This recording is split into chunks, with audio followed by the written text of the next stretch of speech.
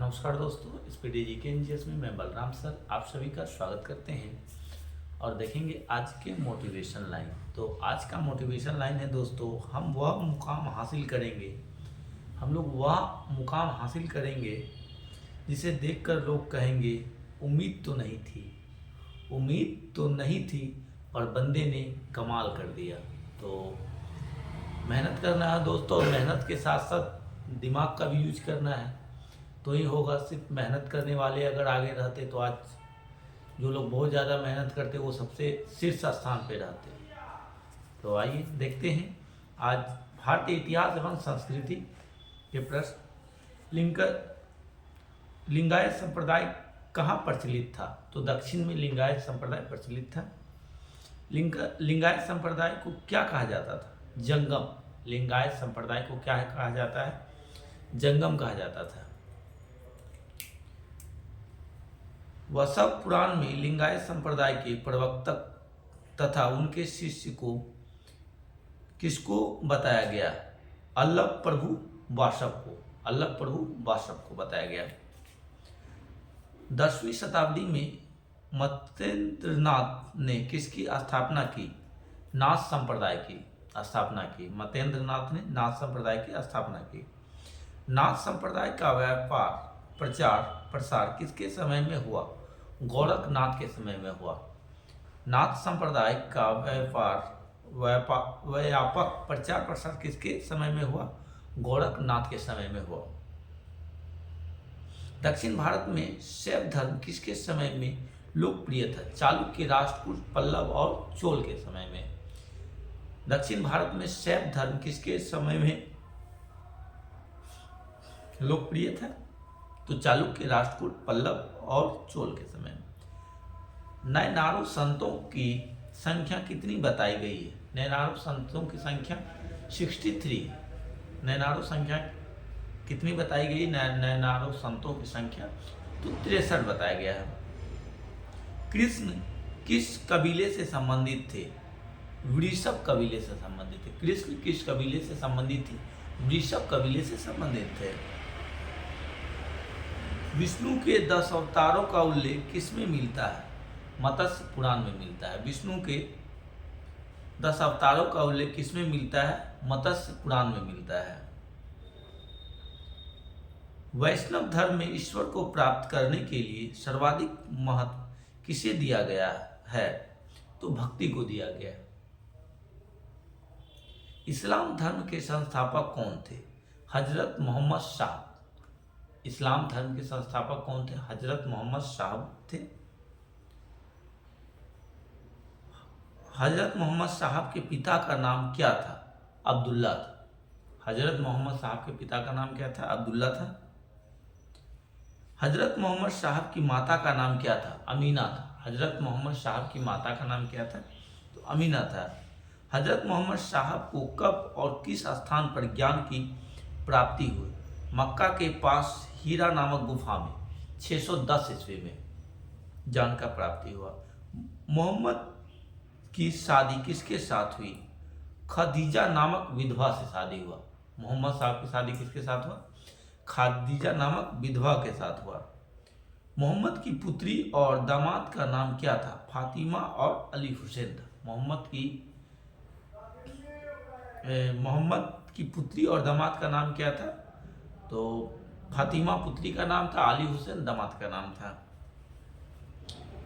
देवदूत गैब्रियल ने पैगंबर मोहम्मद साहब को किस भाषा में कुरान संप्रेषित किया? अरबी भाषा में किया।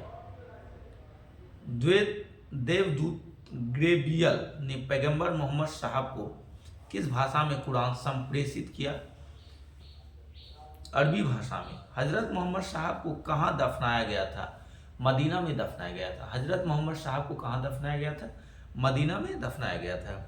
मोहम्मद साहब का न्यायसम्मत उत्तराधिकारी किसे मानते हैं? अली को। मोहम्मद साहब का न्यायसम्मत उत्तराधिकारी किसे मानते हैं? अली को मानते हैं। अली की शिक्षाओं के विश्वास करने वाले को क्या कहा जाता है? शिया। अली की शिक्षाओं पर विश्वास करने वाले को क्या कहा जाता है? शिया।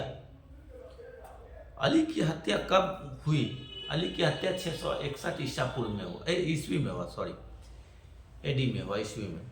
अली की हत्या कब हुई? 661 ईस्वी में हुआ। पैगंबर मोहम्मद साहब के उत्तराधिकारी क्या कहलाए? खलीफा कहलाए। पैगंबर मोहम्मद साहब के उत्तराधिकारी क्या कहलाए? खलीफा कहलाए।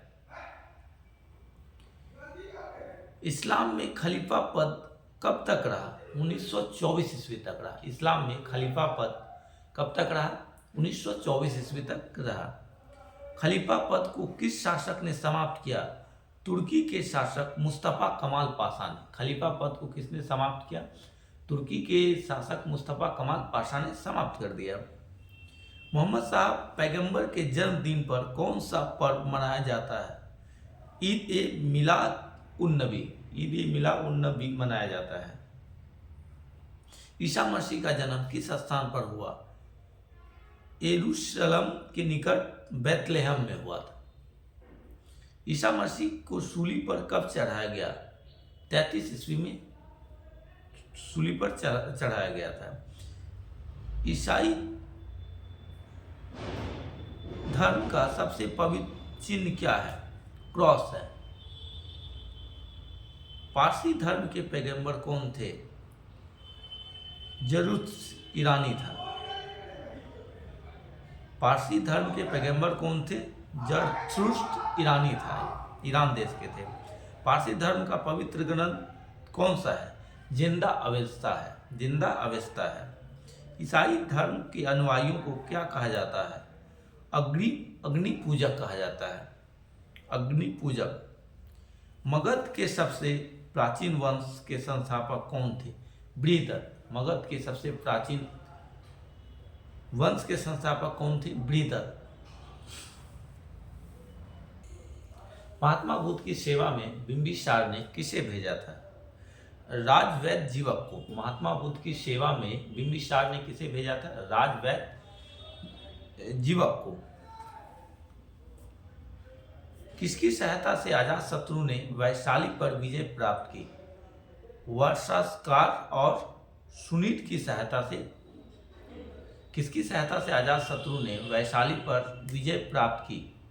वर्षास्कार और सुनीत की सहायता से। उदाइन किस धर्म का अनुयायी था? उदाइन जैन धर्म का अनुयायी था। उदाइन किस धर्म का अनुयायी था? जैन धर्म का। हर्यक वंश का अंतिम राजा कौन था? उदाइन का पुत्र नागदशक था। हर्यक वंश का अंतिम राजा कौन था? उदाइन का पुत्र नागदशक था। शिशुनाग वंश का अंतिम राजा कौन था? नंदीवर्धन था। शिशुनाग वंश का अंतिम राजा कौन था? नंदीवर्धन था। मगध सम्राट बिंबिसार ने अपने राजवैद्य जीवक को किस राज्य के राजा की चिकित्सा के लिए भेजा था? अवंती के। मगध सम्राट बिंबिसार ने अपने राजवैद्य जीवक को किस राज्य के राजा की चिकित्सा के लिए भेजा था? अवंती के। महाजनपद काल में श्रेणियों के संचालक को क्या कहा जाता था? श्रेष्ठिनी। सिकंदर किसका शिष्य था? अरस्तु का। सिकंदर किसका शिष्य था? अरस्तु का शिष्य था। सिकंदर का सेनापति कौन था? सेल्यूकस निकेटर था। सिकंदर का सेनापति कौन था? सेल्यूकस निकेटर था। सिकंदर की मृत्यु कब हुई थी? 323 ईस्वी में। 323 ईसा पूर्व में हुआ था। बेबीलोन में हुआ था, बीसी। सिकंदर का जल सेनापति कौन था? निर्याकस। सिकंदर का जल सेनापति कौन था? निर्याकस था। किसकी तुलना में मैकियावेली को प्रिंस से की जाती है? कौटिल्य का अर्थशास्त्र। किसकी तुलना में मैकियावेली के प्रिंस से की जाती है? कौटिल्य का अर्थशास्त्र। मौर्य साम्राज्य में प्रचलित मुद्रा कौन सी थी? पन। मौर्य काल में प्रचलित मुद्रा कौन सी थी? पन मुद्रा थी। सेल्यूकस निकेटर ने युद्ध की संधि शर्तों के अनुसार कौन से 4 प्रांत चंद्रगुप्त को दिए थे? काबुल, कंधार, हेरात और मकरान। काबुल, कंधार, हेरात और मकरान दिए थे। चंद्रगुप्त मौर्य और सेल्यूकस निकेटर के बीच युद्ध का वर्णन किसने किया? एपियानस ने किया था। किसके अनुसार चंद्रगुप्त ने सेल्यूकस निकेटर को 500 हाथी उपहार में दिए? प्लूटार्क के अनुसार 500 हाथी उपहार में दिए। किसके पाटलिपुत्र को पोलीब्रोथा कहा? मेगास्थनीज ने। किसके पाटलिपुत्र को पोलीब्रोथा कहा? मेगास्थनीज ने। मौर्य काल में एग्रोनोमाई किसे कहा जाता था? सड़क निर्माण अधिकारी। मौर्य काल में एग्रोनोमाई किसे कहा जाता? सड़क निर्माण अधिकारी। किस महीने में मौर्य का राज्य कोषीय वर्ष आरंभ होता है? जुलाई में। आषाढ़ जुलाई में होता है। किस महीने में मौर्य का राजकोषीय वर्ष आरंभ होता है? तो जुलाई में आरंभ होता है। भारतीय लिखने की कला नहीं जानते, यह किसकी उक्ति है? तो मेगास्थनीज की उक्ति है। बिंदुसार के शासन में कहाँ हुए विद्रोह का वर्णन है? तक्षशिला में हुए विद्रोह का वर्णन है। बिंदुसार के शासन काल में कहाँ पर हुए विद्रोह का वर्णन है? तक्षशिला में। तक्षशिला विद्रोह को दबाने के लिए बिंदुसार ने किसे भेजा था? पहले सुसीम और बाद में अशोक को भेजा था। आक्रमण के समय कलिंग की राजधानी कहाँ थी? कलिंग की राजधानी तोसली थी। तो मिलते हैं दोस्तों नेक्स्ट वीडियो में। वीडियो अच्छा लगे तो चैनल को सब्सक्राइब कीजिएगा, कमेंट कीजिएगा, लाइक कीजिएगा। धन्यवाद।